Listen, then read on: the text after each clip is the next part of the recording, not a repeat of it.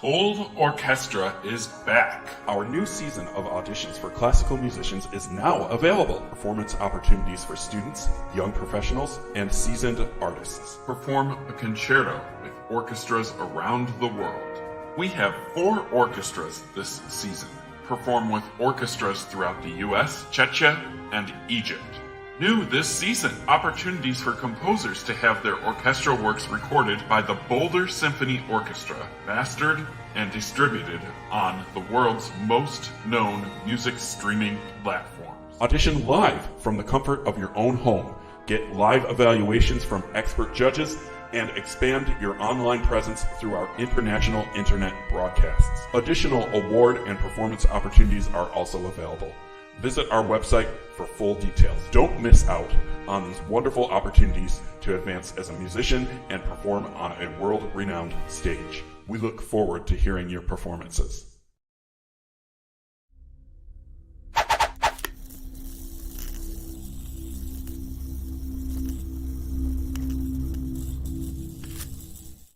Welcome to Virtual Concert Hall's live programs. Thank you for joining us today. Our channel is dedicated to bringing live performances and events from international artists delivered to audiences from around the globe.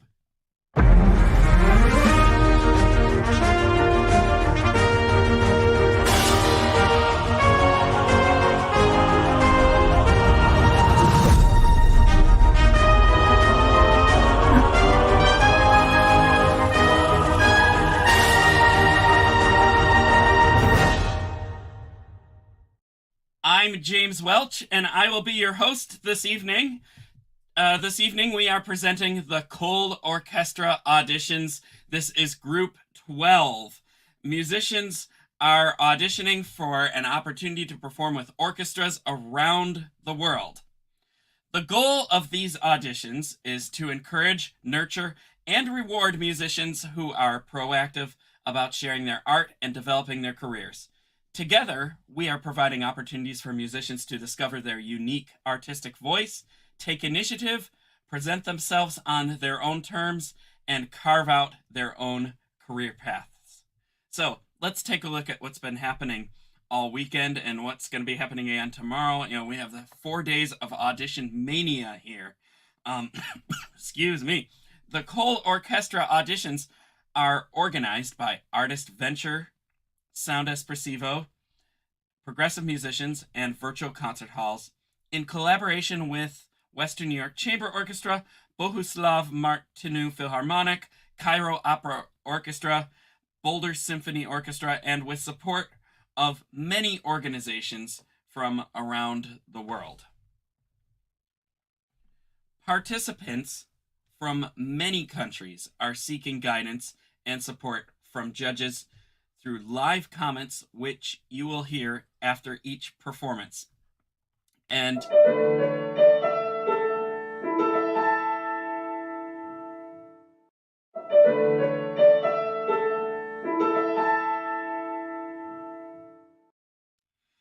let me tell you, it has been fun so far. We have been going strong since Friday, and we went all day yesterday. We've been going all day today, and what are we at, session 12? Yeah, session 12. Of just some extraordinarily gifted musicians, some insightful and fabulous judges with, insight that is unimaginably wonderful. And it's just been a great joy to hear all that. And we're going to continue that greatness tonight and even through tomorrow morning and afternoon and a little bit next week. But let me tell you about the organizers here. The Sound Espressivo Global Competition is an online competition that is live streamed. It combines a competition and a live performance experience. Progressive Musicians is an organizer of many competitions and concerts at prestigious venues like Carnegie Hall. Virtual Concert Halls is an internet TV broadcaster providing artists with a virtual stage and ability to reach audiences beyond the walls of conventional concert halls. ArtistVenture is focused on providing performance opportunities for musicians in Europe, Asia, and beyond, organizing tours in countries in prestigious concert halls, masterclasses, and seminars. So here's a trailer to show you what we do and what we're capable of. Enjoy.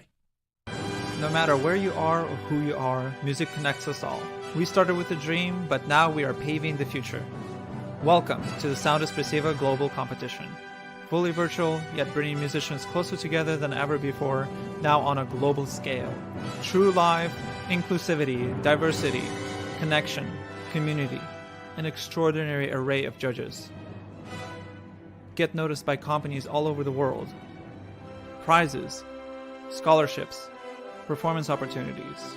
Apply to be a part of the most exciting congregation of artists like nothing you've ever seen before. We guarantee quality and leave no musician behind. We can't wait to hear you on the virtual stage. So, in addition to this fabulous opportunity with playing with fabulous orchestras and conductors, this season, musicians are also being selected to receive seasonal awards. We'll take a look at that here, because we have a bunch of them, and they're great. Okay, the season awards here. We have awards, an album recording award by Cicciarone Music Studios, and we have full scholarships to attend summer camps, and awards, virtual concert broadcast worldwide awards here. We have the James Adler Audience Favorite Award. And what else? Oh, yes, 2 full cello scholarships for a summer program, iClassical Academy Recognition Awards, and, sponsored performances at Carnegie Hall, Bach Fest, Gurs, that's great, a Colborne School, and some of these awards have cash, too, as well. Scholarships for immersive cultural tour in Europe, and, that's just the tip of the iceberg. Like, our supporters have just been very generous, and we keep seeing just an overwhelming amount of opportunities for our performers, in addition to performing at Carnegie Hall and with orchestras around the world. So, before we get underway, I have to introduce these fabulous judges here, because they're wonderful. Yep, and here come their pictures right now. Tonight with us, we have Jamie Francisco, a trumpeter from the Western New York Chamber Orchestra, and he has served as a principal trumpeter for them since 2002, an active performer in the Western New York area. He performs regularly with the Niagara Frontier Brass and the Rockwell Brass, and is active in pit orchestras for local musical and opera productions, including Art Park, Musical Fair, and the Historic Palace Theater. Jamie has been a 30-year member of the American Federation of Musicians, Local 92. Over the years, he has collaborated with them to assist financially with performance expenses. And here he is. Jamie, welcome. How you doing tonight? Hi, James. I'm excited to be here. Yeah, we're excited to have you here. And I know that you left the Bills game early to be here. I mean, the Bills are in the playoffs. I'm here in Buffalo with Jamie. So, I mean, we're kind of sneaking away to check the score here. But, this is great here as well. And we're going to have a great time. And thank you for being here. We have, next we have Joanna Moffett. American soprano Joanna Moffett, relocated from Western New York to Chicago, where they have since been making a splash across Chicago art scenes, performing throughout the Windy City, including repertoire of Puccini and Mozart, and starting their own company, Core Productions, 501c3 in Chicago, that has done many creative and innovative new productions with existing shows and with new shows. And you have a new show coming up too, don't you? That's right. In the next month, and it's actually with Western New York Chamber Orchestra. That's before right. we do this concert. Welcome, by the way. It's Thank great you. to have you here. Do you want to say a little bit about that? Sure. I'm really excited to be having guests for dinner, described as a micro trash opera by the composer and librettist team. It's a wonderful, hilarious, dark comedy about a cannibal who likes to enjoy his guests before he enjoys them.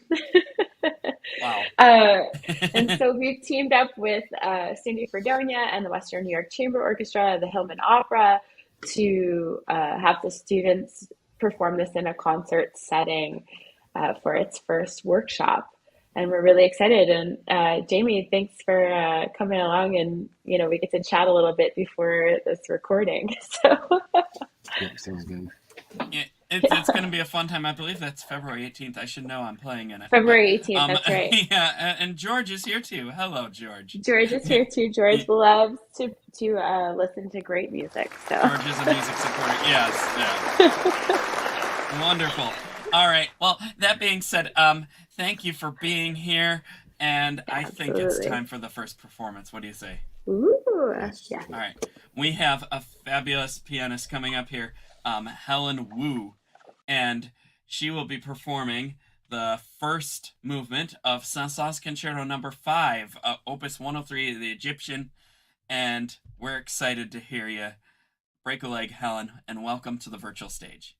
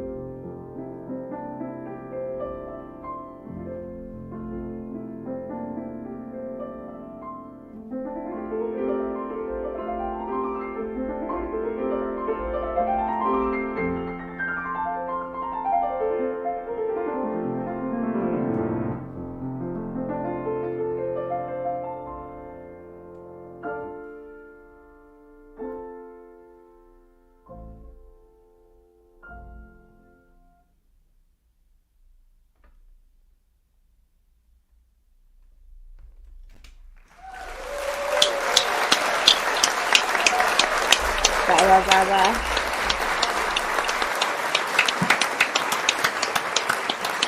Bravo. Beautiful. Bravo.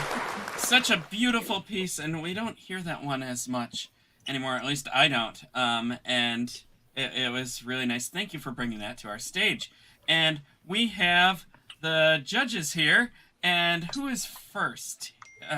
Let's go with Jamie right now. Helen, congratulations on a wonderful performance. I really loved it. And myself being a brass player, and I don't have the score in front of me, I was really able to get lost in the piece and the way you performed it, so musically and so beautifully. And one thing I was taken with is your ability to really shape all of those lines, so many different lines with the moving notes, and really create the peaks and valleys so musically done with the beautiful ritardandos. One question I have for you is, it's much of this piece seems so very little consistency of tempo, and I wonder how much of that is up to you, where you did those very long ritardandos and so many changes in tempo. I wonder how much direction does the music give you, or how much is it that you're interpreting it that way? I think a lot of it is the music giving it to me, because it's like, the rises and the falls, it can like trace the music notes and it'll give it to you. And and the way you interpreted those was very beautiful. And one thing I was kind of taken with as well is how the accompaniment and your playing in the accompaniment was kind of weaved in and out of each other. Sometimes you sounded below the accompaniment, and then most of the time you're above it. So I'm wondering, are you hearing the same that we're hearing? Is there another piano close by? Yeah, it's played by my wonderful teacher. Yeah, who is she? Let's get her on screen and take a bow. Okay, very nice. Yeah. Bravo. Bravo. And what's your name? Sandra Shen. What's that? Sandra Shen. Sandra Shen. Bravo. Thank you for doing that. It's so nice how you were Beautiful able to work together so beautifully. Thank you. Congratulations. Thank you. All right. And Joanna. Helen, congratulations. That was spectacular. I was blown away by your articulation. It was just like absolutely spot on. I felt like I knew exactly where you were going to go every time you were going, and that's what I look for in a soloist. I wasn't confused about, where we were going to land or any, the phrases were really beautifully, like all of your rubato was really clear. I felt like you were really on top of the tempi changes that you were making, the shifts that you were changing there. It was really beautiful. You are so intent on your sound and how that's going to reach the audience. I think one of the biggest challenges that pianists face is not being able to interact with the audience directly. So I think one of the things that you could think about is how the energy that you're giving off in your performance reaches out. So as you're breathing and as you're moving, or as you're shifting around in your space, can you include a larger sense of your energy, not just here, but like big. And then if you are performing in a small space, like a room, can you treat it as if it were a concert hall, so that your energy reaches out farther, so that when we're watching you, even in a virtual hall, we feel the expansiveness of your sound in energy, not just in like hearing it in our ears. I don't know if that makes any sense, but I think that's your next step as a performer, is to really make the audience feel a sense of what you're feeling in your body. Does that make sense to you? Yeah. No? Yes? Okay. Awesome. I'm really proud of you. This is so beautiful. Thank you so much. Thank you so much. And we also have a latecomer to the judges panel, the wonderful Dikran Tamian. who is a artist, manager, founder of Price Productions, and has played all over the world. And to say that he's a library of knowledge is an understatement. Welcome. Oh, well, that's so kind of you. Yeah. Is that Sandra Shen? Is that you that plays the rock third? Oh my goodness. Yeah, it's Sandra. Hey, it's Richie. Oh my goodness. Jack. What a small world. Or Jack, if you prefer. That's How are you? incredible. Very good. How's your husband? He just had a knee surgery, but Oh, okay, recovering. well, This is that's it. incredible. All right, not to get all personal. Sorry about that. Oh, But no, it's great this is playing. great to have Yeah, a it's real great. pianist too. Yeah, her playing is just gorgeous. You've done a great job with her. Yeah. Really. Thank you. Yeah, the sound production is just it glistens and it's very florid playing, it's and fluid, florid and fluid. No, it's got it all. There's nothing. I came in late, but I can tell. Takes 5 seconds. It's gorgeous playing, beautiful playing. Yeah, very. So you're out in California, where I'm at now. Yeah. That's great.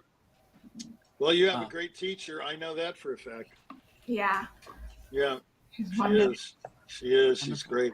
And you have a nice career ahead of you. You should do well. Very well. Thank you. Absolutely. Yeah. Just stay with it. It's beautiful playing. Thank you so Very, much. yeah, wonderful. every note is melodic. Beautiful. Helen, did you have any questions that you wanted to ask the judges or anything you wanted to add? No, but thank you so much for having me. It was great to hear you. We're happy to have you. And yeah, this is just, I say this all the time. The musicians, we live in the same very small world, and you never know who knows who. Someone knows someone who knows someone in this business, and we just experienced that here. And what a great connection we have here with all that. Wonderful. Thank you, Helen, very much. We're gonna take a little bit of time out for. Oh yeah. Oh yeah. Okay. All right. The applause machine is on its own schedule here, but that's okay. Yeah. There's plenty more where that came from. We're gonna take a little time out here. We do a lot of auditions. That's not the only thing we do here at Virtual Concert Halls, but a lot of auditions for many prestigious events. And the other big thing that we have coming up is our Carnegie Hall auditions for our Laureate Gala. And there we go. Okay. And, card. We have to update it, but the deadline is February 15th. And we have opportunities for soloists, chamber ensembles, concerto soloists, and composers. You can perform a concerto at Carnegie Hall with the New York Chamber Players, which is a fun experience. We've done 3 of these already, and it's just been an overwhelming amount of fun and musical greatness. We have many great soloists. We've had many wonderful works submitted, new works that have been performed by soloists and the New York Chamber Players. You can have your new work performed by orchestra at Carnegie Hall. Get a video of your performance. It's great. This April, we're going to be there with the Boston String Ensemble, the Leonard Quartet, and the Bo Lightly's Ensemble, the group of cellos, which is just going to be fun, and so many concertos, and a few guest artists, flutists, a couple of guest conductors, and I'm forgetting someone here, but we're going to, and a soprano from Poland, yes. And it's just going to be wonderful sitting in those rehearsals for a few days before the concert, and we're just living the musical dream in there, listening to everybody. And you could be a part of these programs as well. We are auditioning for next season primarily, but the deadline is February 15th. So get that application in and show us your great performance. And we've seen so many great performances today. We have many opportunities. So don't feel like you could be left out, because the great times just keep coming here, and the great opportunities. And you saw all of our supporters that just keep giving overwhelming amounts of awards and surprises, and that could be you, and we'd love to have you here for that. So I think we have a little clip that we can show about that, the reel, so it's just kind of fun to watch. So let's play that if we can. Enjoy. Hey, check this out. I know you have always dreamed of performing in Carnegie Hall, so I think this 2023 to 2024 season at Sound Espressivo would be perfect for you. As a platform, we host live online auditions so you can share your music with the entire world. Then we send you to incredible in-person venues like Carnegie Hall so you can perform solo, as a duo, as an ensemble, and with orchestra. This year we have a total of 4 gala events at Carnegie Hall, as well as 4 different opportunities to perform with orchestras in the US, in the Czech Republic, and even in Egypt. We want to help you fulfill your musical dreams. Go to soundespressivocompetition.com to check out our season and to apply.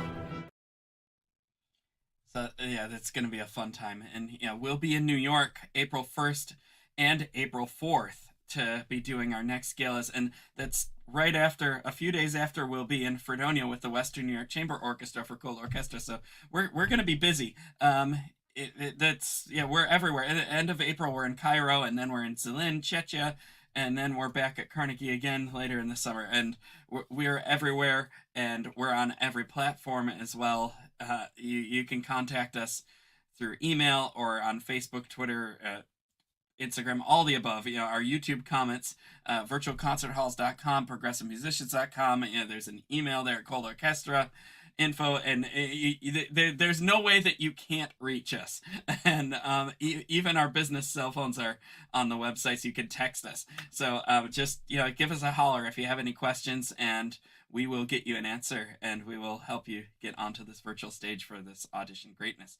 And speaking of that, we should get back to auditions. So our next performer here is Hangbo Kai from China, and he will be performing the Shostakovich Piano Concerto No. 1 in C minor, just the first movement, and we're dazzled to have him here. So Hangbo, welcome, and enjoy the virtual stage.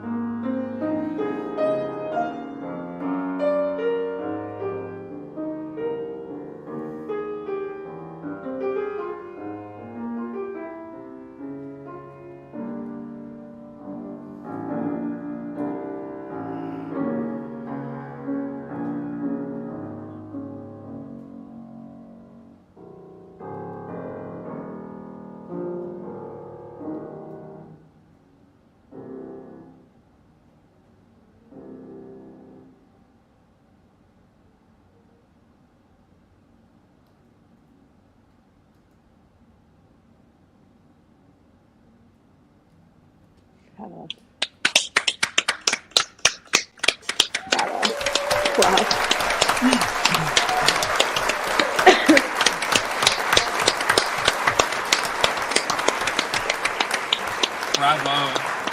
Bravo. Just great to hear that piece and to hear your rendition on that. And thank you for bringing that to the virtual stage. And I'm going to turn it over to the judges, and let's start with Joanna.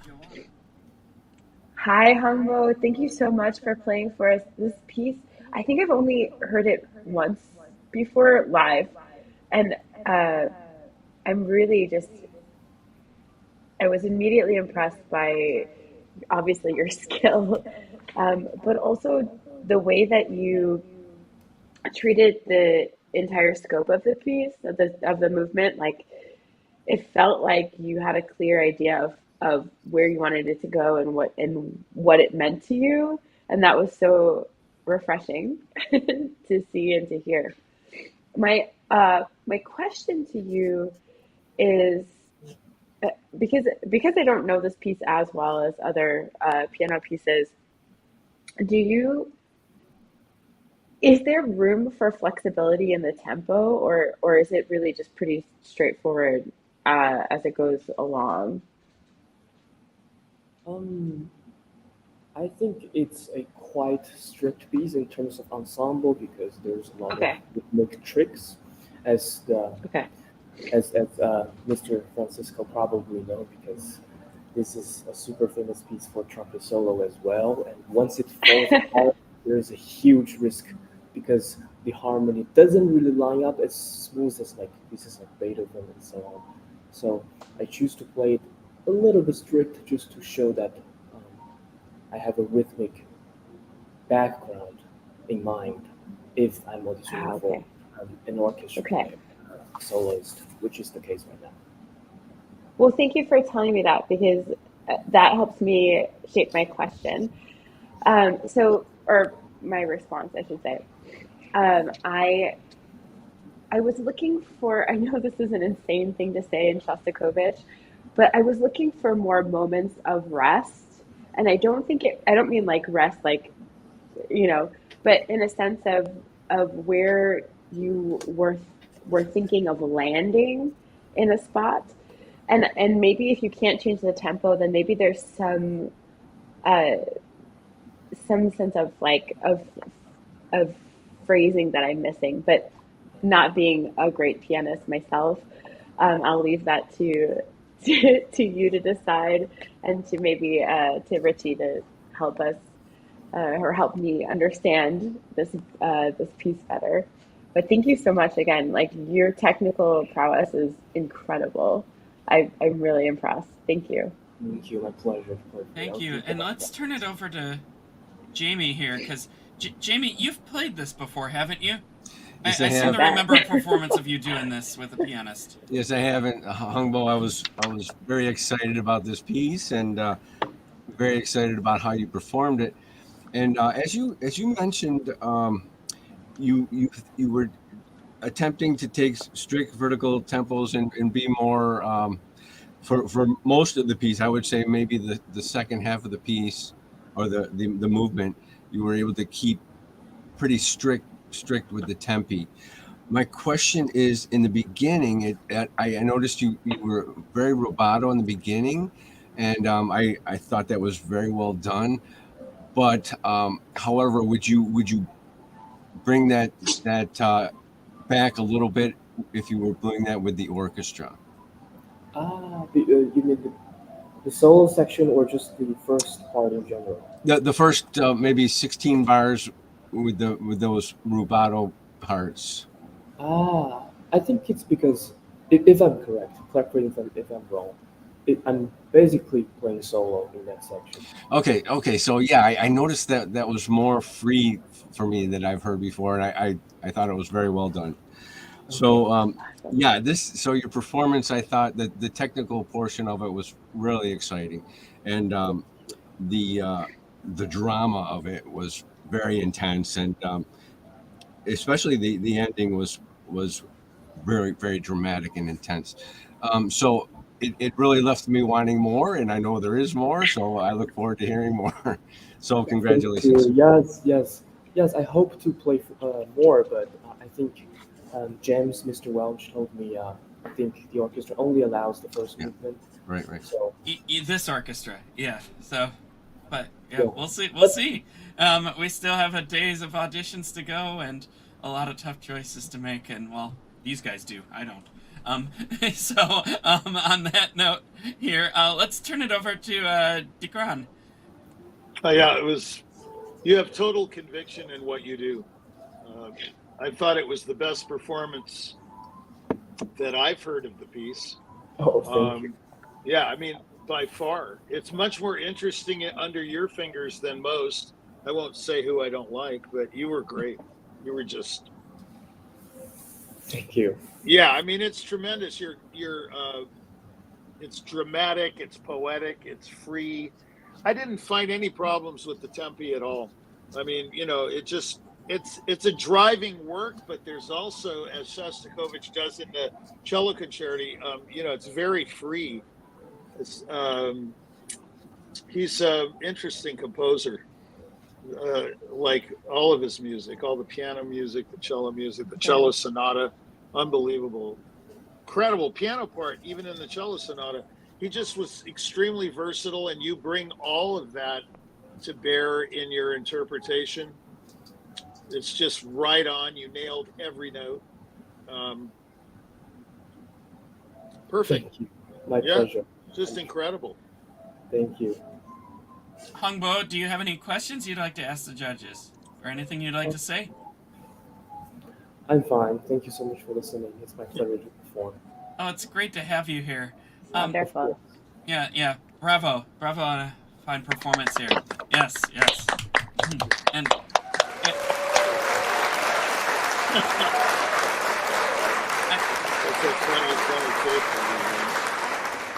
Dikran, have you ever played this piece? No, but I've taught it. Okay. Yeah, I'm just... Michigan, they played it with Meyer, one of my students. I mean, it's not often played. Didn't Bernstein play this or record it? Yeah. I think so, yeah. Yeah, I like this interpretation much more. I found his very straight, actually.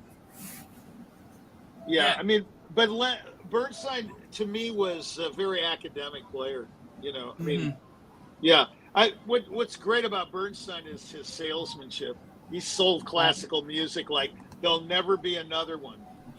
He was one of the best at that. We need him badly. Yeah. Norton lectures, omnibus, the young people's concerts. I mean, the guy was a genius. Well, and I mean, he even like helped with the crossroad, you know, between classics and pops, and his film music, you know, I mean, he did it all, and he did it all just as well and sold it well, and that both like that each end of the industry were fighting for more pieces of him. You know, no, we want you, and he. Well, he couldn't satisfy everybody because the output, you know, he was conducting too much. Yeah. I mean, he was really conducting a lot. Yeah. Especially in retirement. He never retired. He just kept guest conducting everywhere. I mean, isn't that what we all do? We all say we're going to stop doing something or we're going to take it back, and then all of a sudden things just come back up again, and it's like, hey, I'll do one more. Okay, I'll do one more. There's a funny story. Anthony Hopkins said in an interview, I'm going to quit because it's bad for the mental health. Yeah, he hasn't quit. No. Well, so he must be mentally off. We all are, I think, to some degree.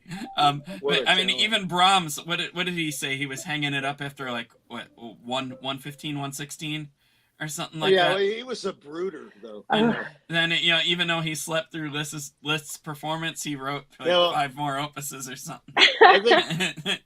I think Brahms is the greatest composer that ever lived, but he never recovered from Clara Schumann, right? No. So right.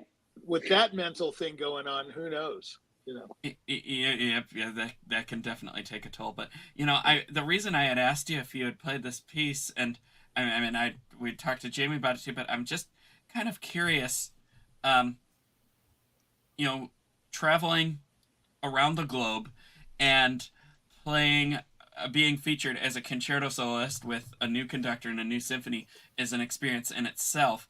But the idea of also meeting another collaborator that's going to be featured with you, and the process of that is definitely a lot more extensive. And I don't think we really talk about it or think about it much.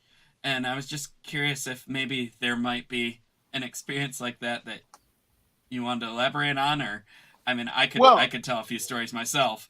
Yeah, there's some funny stories, let me tell you. But I mean, the main thing is like you don't even get to practice the next concerto.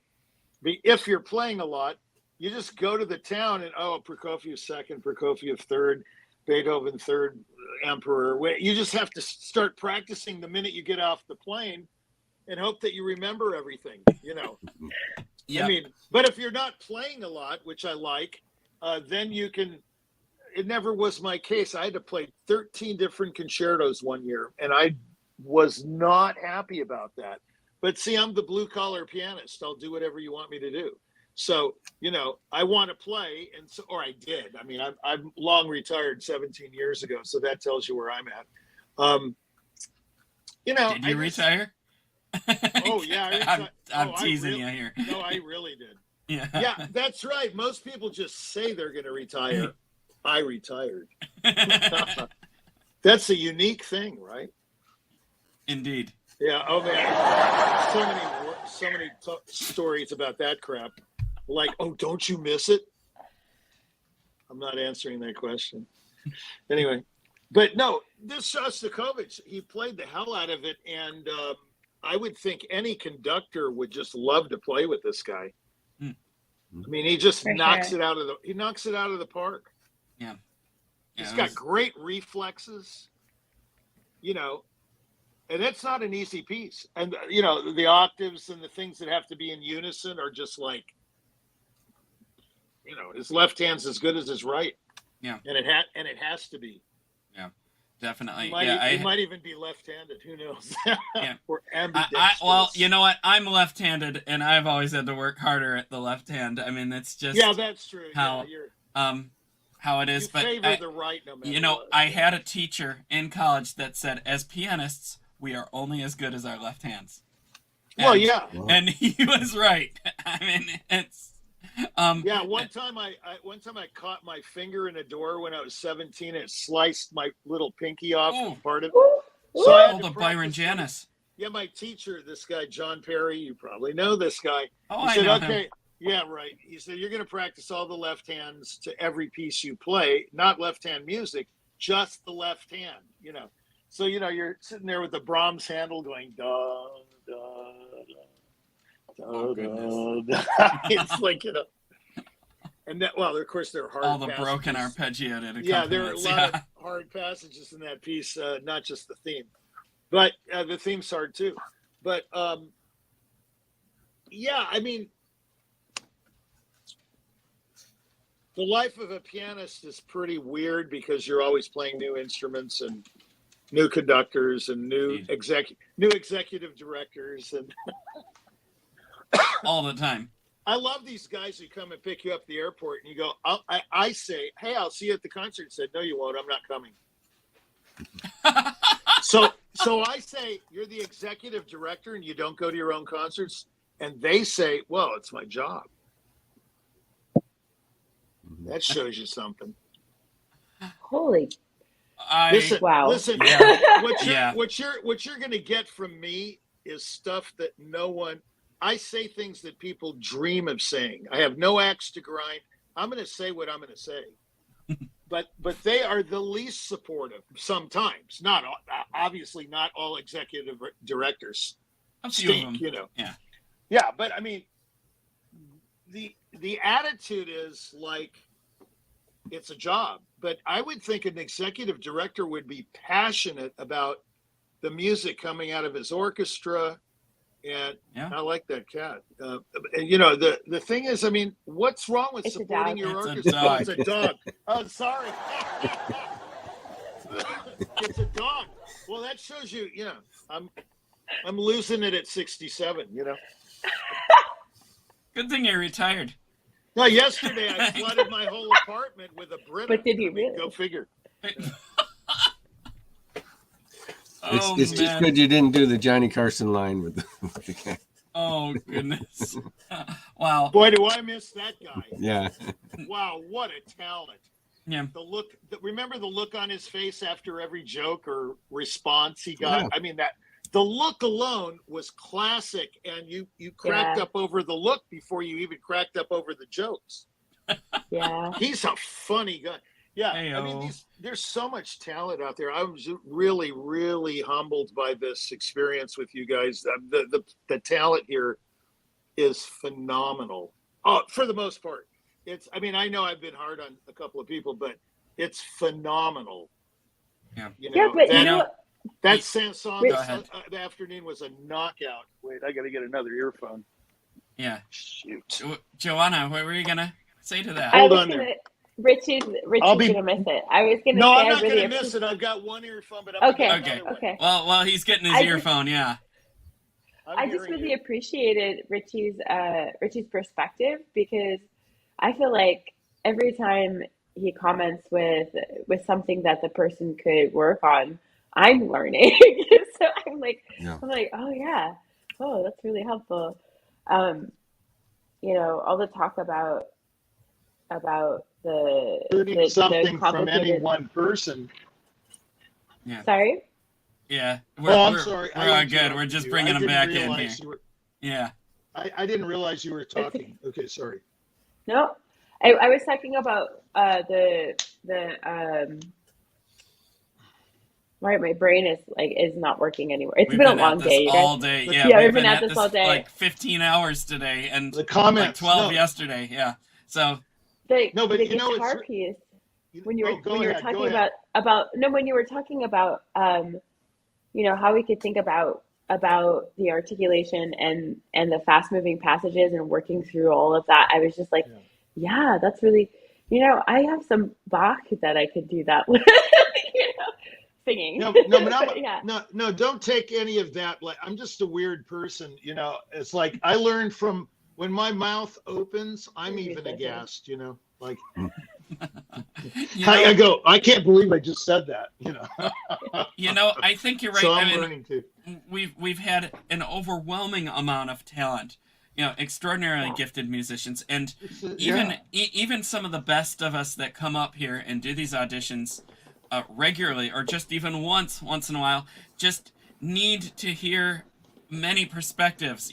They need to hear about the good, they need to hear about the bad, so that they can get better. And that's one of the opportunities that I love that we're doing here is no matter how your audition goes, you're gonna get something that helps you, that you can walk away with and improve upon.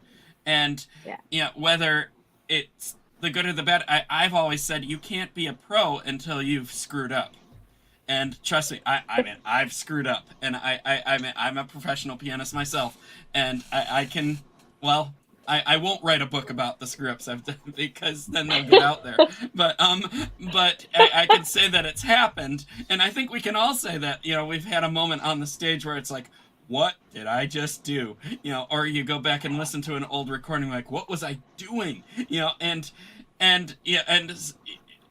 I mean, so you have to have these moments to get to the better place. You need to have the feedback from your teachers and from the judges and from other programs. And, and that's, I mean, Richie, you were saying that you thought that you were a little tough on people. And, I'm tough on myself. You're not mean. You've been given valuable advice that even I can take away. I don't know if I'm not mean. No one's ever accused me of that, but you're not mean. No, I mean, look, you've got to say it the way it is. I mean, I won't say who that we heard, but there's some people here that are not ready for prime time and for prime time, and there are others that are more than ready for prime time. Mm-hmm. They're busting at the seams, and they have nowhere to play, perhaps, and they're just fabulous, and like, this is the thing that irks me, is it's like the guy, my friend that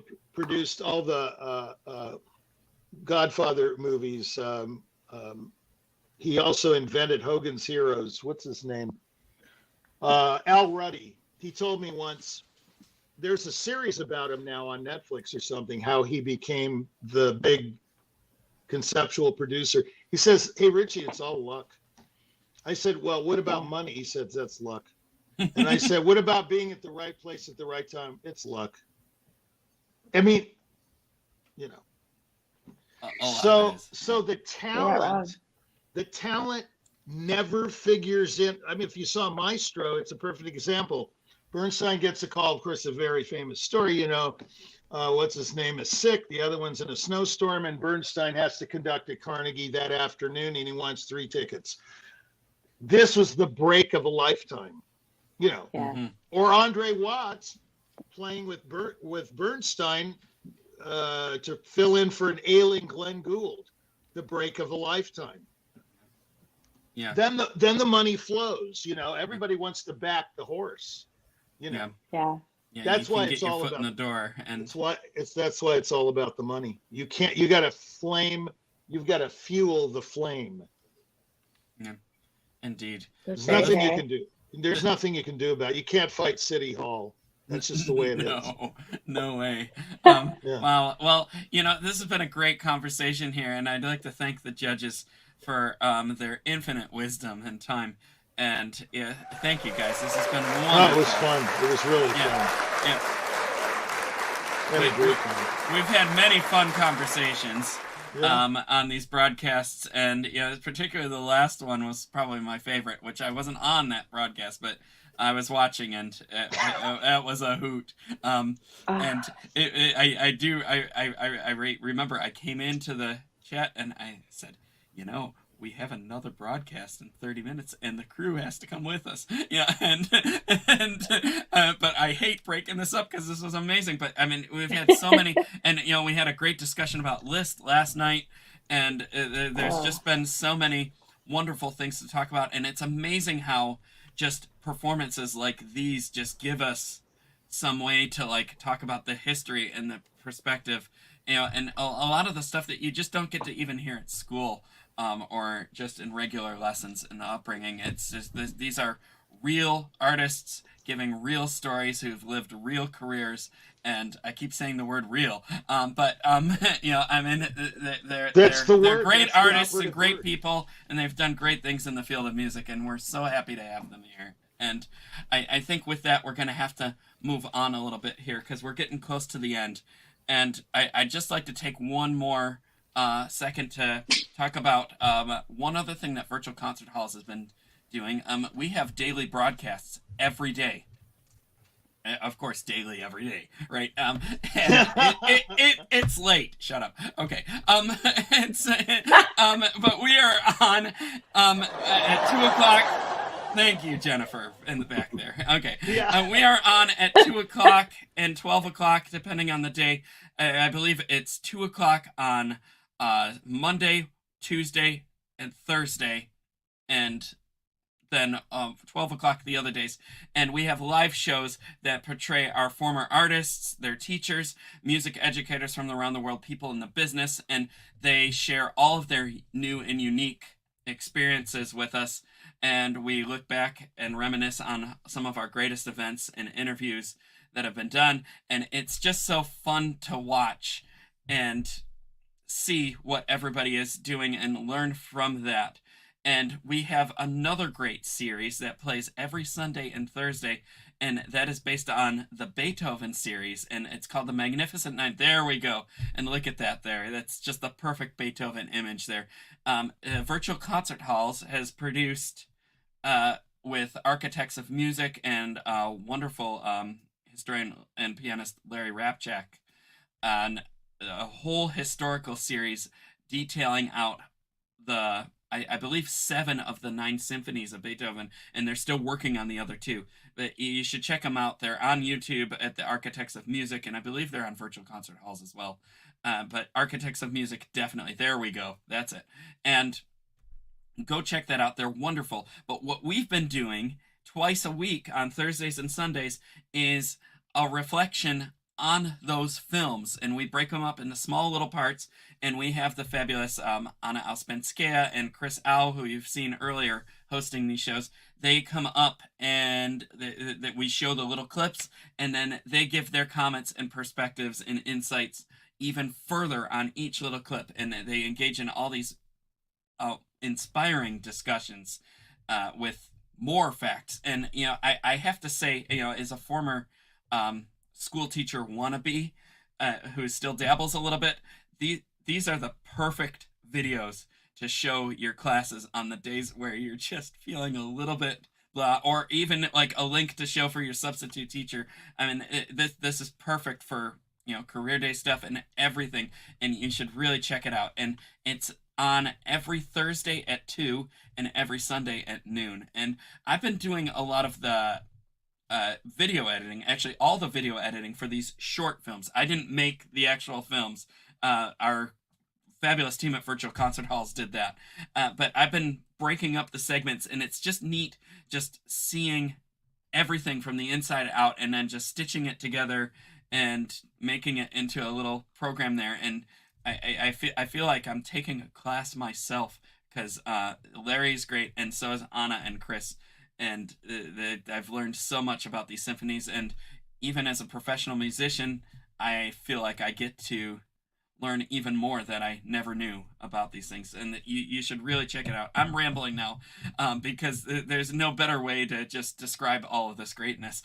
But we do have a few clips of the Beethoven Fifth Symphony that we'd like to show you now, and enjoy it. They're great. It is terse, it is compact. Its dynamic energy is concentrated into a mere 9.5 minutes of music, the shortest opening movement of Beethoven's 9 symphonies. And it's all the more stunning because of the bold, unprecedented way in which it begins.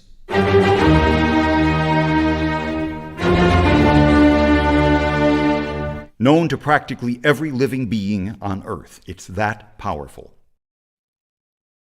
And certainly the Fifth contains the same sort of revolutionary musical outlook and language as the Eroica. And the Fifth Symphony's main key of C minor definitely evoked powerful creative impulses from the composer, as we saw in the second movement, Funeral March of the Eroica. But I don't know that there's much point in doing any more detective work here. It's all been done by others. Beethoven's iconic opening motive, the group of 4 unison notes, is not something that he necessarily invented for this symphony. Beethoven used this same basic motive for the first movement of his great Fourth Piano Concerto, which also appears in the same sketchbooks with the Fifth Symphony, the same 4-note pattern.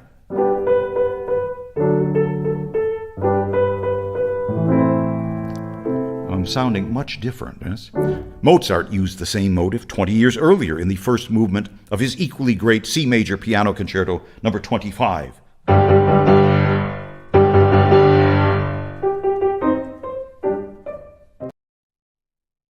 And if you slow the music way down, there's your appoggiatura that suspends. Another one. And another one as it ascends. Another.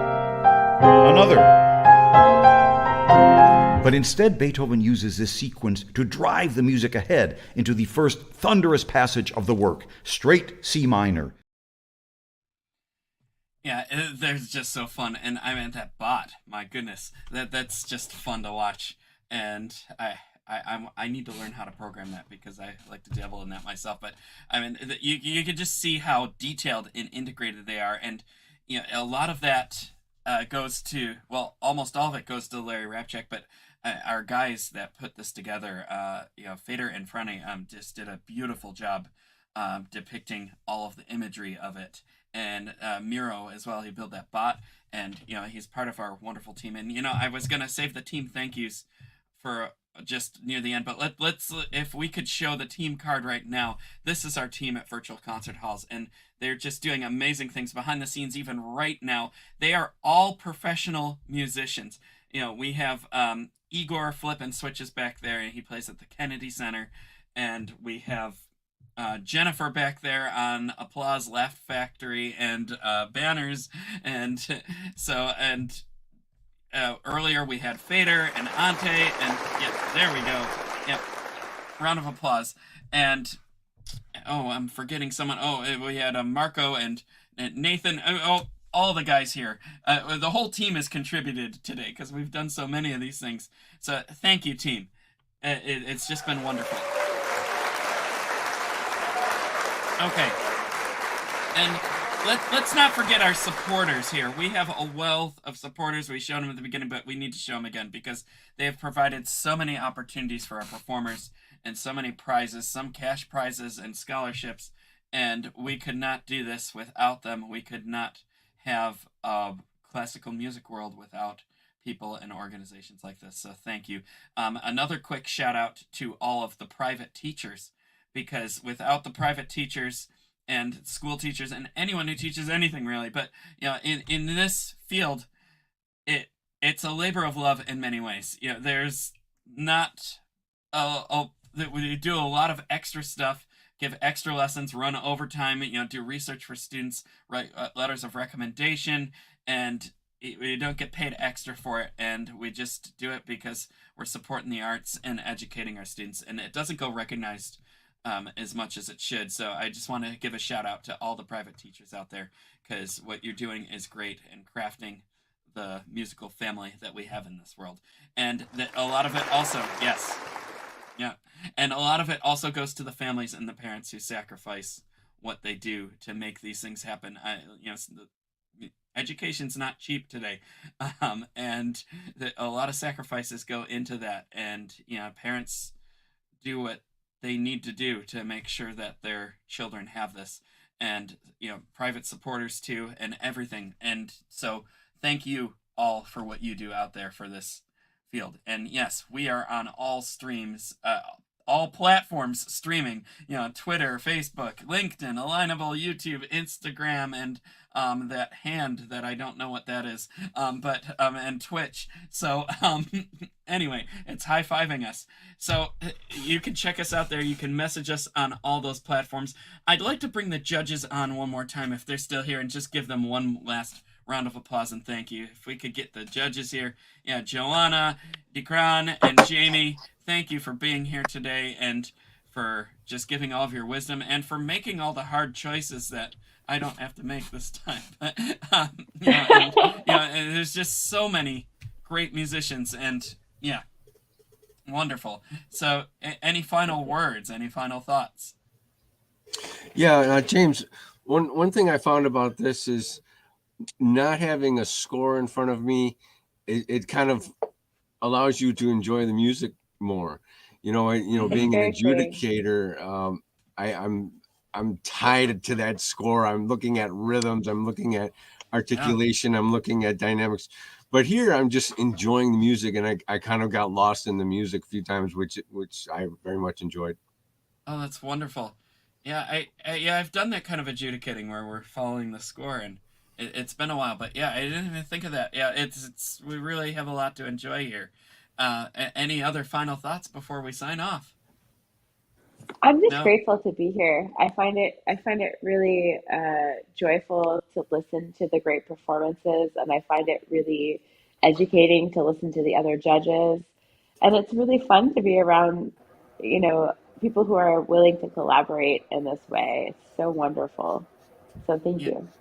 Indeed. Hey, and we have the founder and queen of virtual concert halls with us here, Anna Auspinskaya, and she's done most of the hosting here. And thank you. Welcome, Anna. I was wondering if you were going to pop in, and I'm so glad that you did. I'll take the title queen because it's funny enough, no one is going to believe it. But the founder, I'm going to have to correct you, a co-founder. Yes. Yeah, even in the beginning, there were 4 of us. And now there's 17 of us, and I'm forever grateful, and I feel totally blessed by the amount of energy and positive attitude. It's an amazing team. This thing, what we're doing, cannot be created by one person. I'm convinced of it, and I didn't create it. We did it together. So applause to everyone who contributes. It's been an incredible experience being a part of this team. Oh, you did a great job. And I'll tell a quick story because my company is separate from Anna's, and so is ArtistVenture and all the other companies. But I remember in the middle of the pandemic, I was doing these online promos and recitals with progressive musicians, and I get a Facebook message in the middle of the show from Anna, saying, "We have this. Have you ever thought of doing this? Would you like to have a meeting?" And I had kind of seen a little bits and pieces of virtual concert halls on Facebook, and I thought, I know this, and I looked him up, and I was like, that looks cool. And within like a couple of minutes, I wrote back, I was like, let's have a meeting, and we did. And I contracted virtual concert halls for a winner's recital in place of a delayed event that we had for Carnegie Hall at the time, and we just hit it off well. Just about everything that could have gone wrong went wrong on that recital, and her team covered it up beautifully that no one would have ever known, and that's another conversation to dive into. Yeah, and no one had a heart attack. Yeah, and I think I started telling Seinfeld jokes at one point to save time, but we had great performers there, and and whenever I was dying trying to fill it in, she took over and filled it in, and we went back until we didn't have to fill in time anymore. And at the end of the show, she was just like, "This was great. I want you to join my team." And I thought, oh, how nice of her to say that. And I wrote back, I was like, well, maybe let's talk in 2 weeks. I'm busy, and I got to finish up my teaching and all that. And there was no communication after that until exactly 2 weeks later when I got another message. I want to talk about this. And I said, well, what do you want me to do? And you just said, well, what do you want to do? And I was like, oh, okay. And I think about that now every time that we approach someone and we say, what do you want to do? Or what is it going to take? And then we just say back to them, well, what do you want out of this? Or what do you want to do with this? And then they go, or we don't hear from them again for a while. And I think about that all the time because so much greatness has come out of this collaboration with you and your team and all these other teams that we've formed together as one team now. And it's just been bringing so many wonderful things together. And here we are. Thank you, James, very much. And thank you, everyone. That was the idea of the virtual concert halls, to create the environment in which we support each other's ideas and make them happen together. Because a lot of times, great ideas get tabled or get forgotten and never become reality simply because people don't get enough support. And there's only so much one person can do. So, and I always wanted to have every one of my ideas realized. And I think everyone's ideas deserves to be realized. But that requires working together on it and wanting to do things with other people and wanting to listen and love other people's ideas. And I do. It's more than evident. Yeah. And, like we have these wonderful judges here. And, exactly. Yeah. And many more of them, and these wonderful musicians. And yeah, you can't say enough great things about what's going on here. And yes, and thank you, everyone. It's just incredible. It really is. Not one of a kind. First of the kind. I still hope lots of people first of the kind. Yeah. Oh, first. But not last. Hopefully there will be more. Yeah, there will be more. So yeah. We will find out. Oh, I think Anna is frozen. All right, come on, let it go. Frozen. Okay, but no, I just didn't move. Here she is. She's back. Yeah, I'm just so tired I didn't move. Yeah. Well,